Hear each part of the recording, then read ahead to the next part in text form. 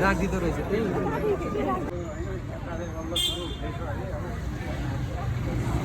So guys welcome to my new blog. यहाँको है सबैजनालाई सब्सक्राइब पनि गरिदिनु होला किनकि आज हामी चाहिँ पुरा लङ ट्राभल गर्दैछौँ है, हाइकिङ पनि गर्दैछौँ। यति धेरै चाहिँ हेर्न सक्नुहुन्छ है। यो भन्नु मान्छे पनि यति धेरै हुनुहुन्छ। हामी चाहिँ माथि जाने हो के। म्याम चाहिँ उता हुनुहुन्छ। हेलो एकदम कस्तो हुन्छ हामी पनि फर्स्ट टाइम हो नि त। हामी चाहिँ 7-8 जना छौँ। High high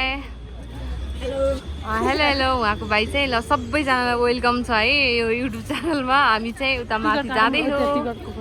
okay hello guys, हेर्नु आज म कस्तो थैला रहेछ। लास्ट गाह्रो चाहिँ यो जामा चोकमा चाहिँ हाइकिङ आएको हामी सबैजना साथीहरू चाहिँ उहाँहरू हामी चाहिँ यता छौँ। लास्ट गाह्रो छ, गाह्रो भइरह है।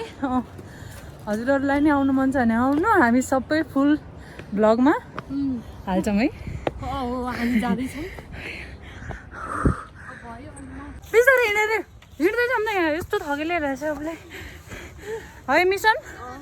बल्ल बल्ल त यहाँ आइपुग्यो, त्यही ठुलो कुरा हो।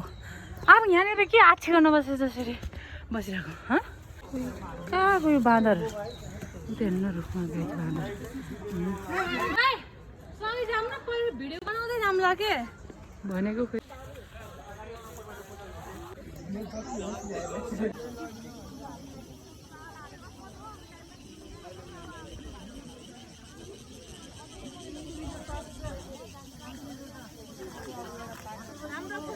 अल्छीहरू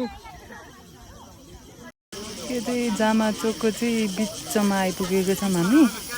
अझै लेट बाँकी नै छ, भर्खर आधीमा आइपुग्यो। अझै टन्न बाँकी छ रहेछ। यति रमाइलो ठाउँ छ, हजुरहरू पनि आउनु सक्नुहुन्छ यहाँ। अझै माथि छ, अझै माथि छ, जानलाई नजिक छैन।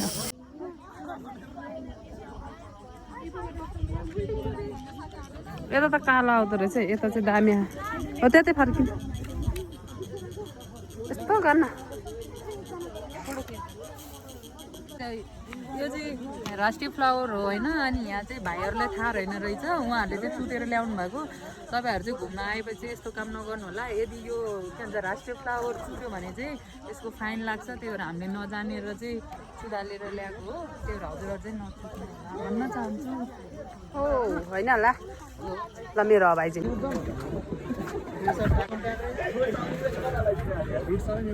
वाउ, हजुरहरूले चाहिँ होइन खानेकुरा बोकेर आउनु पर्दैन गाइस। यहाँ हेर्नु, यहाँ टन्न खानेकुरा। हजुरहरू तलदेखि नै यत्रो दुःख गर्नु पर्दैन गाइस। यहाँ चाहिँ टन्न खानेकुरा, पानी सानी हजुरले जे चाहियो त्यही छ। अनि त्यही भएर हिँडेर आउनु लास्ट गाह्रो हुन्छ नि त। अनि हजुरहरू चाहिँ सिधै जामा चोक आउँदाखेरि चाहिँ हजुरहरू चाहिँ यत्तिकै आउन सक्नुहुन्छ है। खानेकुरा नबोक्दा नि हुन्छ, यहाँ टन्नै पाउँछ।